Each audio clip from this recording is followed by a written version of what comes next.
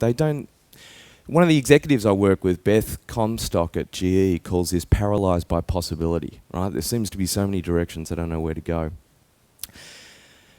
But when I ask to see those ideas, a funny thing happens. They start backpedaling, right? They say, well, we don't have them written down or anything, right? But we discuss them a lot. And this is one of the problems. Ideas rarely make it, they're nothing more than water cooler conversations. And they remain there, stuck sort of half-baked in people's heads. And they just keep talking about them and actually not doing anything about it. And as a result, they sort of remain abstract and nobody can share them or do anything with them. Now, the second problem is that these ideas, as Tina alluded to, are generally incremental ideas. So they're ideas that support existing products and services. They're ideas that support their existing business model. And Tina said before that makes us fat and lazy, and I believe this. This is my representative fat and lazy guy. I'm not sure who he is, but he's the happiest guy I could find on the internet. Now, the reason being, the ideas that we like the most are the ones that we're most familiar with because they're the most intuitive. They're the products and services that we've interacted with the most. Therefore, they're the ones that seem intuitively right. And this is why companies, their portfolios are full of these incremental ideas because they're the ones the executive teams feels are intuitively right. This is a problem. It's a big problem.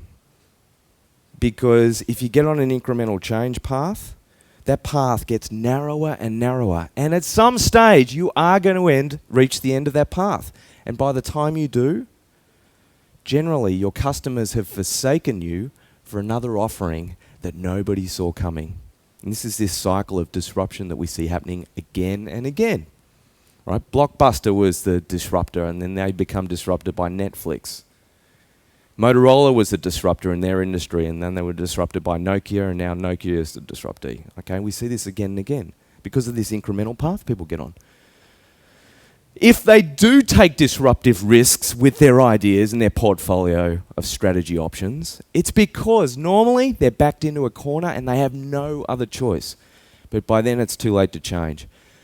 And this is exactly what Clayton Christensen, right, the professor at Harvard University, wrote about in The Innovator's Dilemma, where he described disruptive technology and this cycle that keeps happening again and again.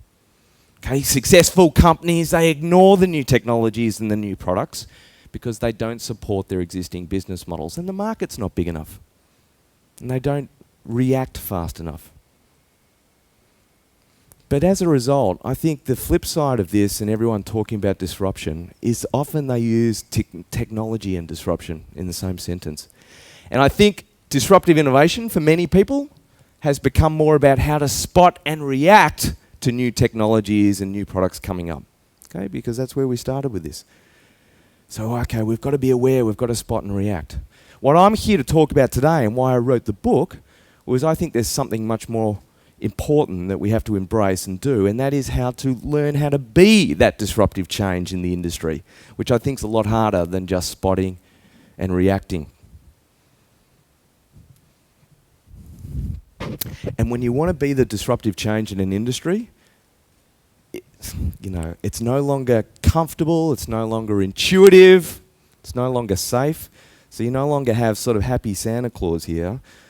If you really want to embrace disruptive thinking, disruptive change, the process, the way you feel through the process, looks more like this. Now, does anyone recognize this image? Psycho, right, exactly. What was this scene? The shower scene, right. I've never seen anyone do this without doing ee. It's like an automatic response. Now, can anyone tell me what happened in that film before the shower scene, before she was killed in the shower scene? Where did the film start?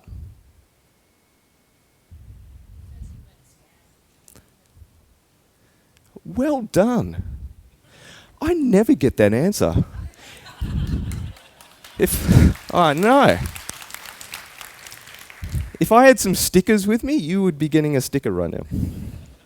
That's exactly it. She stole a suitcase of money, right? The suitcase was in the back of the car. They were driving along the road. Started raining. She got tired, pulled over into this hotel. Okay, taking a nice relaxing shower to unwind, and then right? Now, the curious part about that is it caught the audience by surprise. Who was that? Why did they kill her? They didn't even know about the suitcase in the car. Okay, and this is what in Hollywood terms is called a turning point. Catches the audience by surprise and completely sparks their curiosity about where this film is going. And it changes the trajectory of the film. So it's no longer a caper film, which is where it started. You know, the caper genre. It's gone somewhere else. Now, turning points don't just exist in movies. They exist in business. And the job of anyone who's interested in disruptive thinking is really about finding or developing the ability to find these turning points, find and develop these turning points in your segment, your category, or your industry. How are you going to find the turning point that'll take your segment, category, industry in a new direction? And that's what it's all about. And it's terrifying because you do not know where it's going. You don't know the easy answers. Now, one of my favorite examples of how to start this process is from Steve Jobs. And obviously we've all heard the news that Steve Jobs is retiring, and so I thought I'd share this anecdote from Frog's history. Frog design has been around 40 years. And very early on they started working with Steve Jobs. They had a long history of working with Apple. Now, one of the first projects they kicked off was a project called Snow White. You can see Steve's signature here. This is 1982. I love these old documents, actually. I mean, they were literally running around photocopying Disney books and getting the brief together. But it was called Snow White because it was meant to be an exploration of 7 products that would define the future of Apple. So Snow White and the 7 Dwarves. Now, whenever you're working on a project for something, as a consultant, you're always responding to a brief. And I'm sure you've all written briefs. I'm sure you've all responded to briefs. Normally they're pages and pages of requirements, particularly if you're talking about a technology product. Has to be this price point, has to be aimed at this target segment, has to be have this much memory, has to be this speed, etc., etc. Pages and pages of requirements. Now, all Steve Jobs said, I'll tell you the brief that he gave Frog Design that led to the development of the first Apple Macintosh SE. So it was a very influential project. He didn't give us lists and lists of requirements.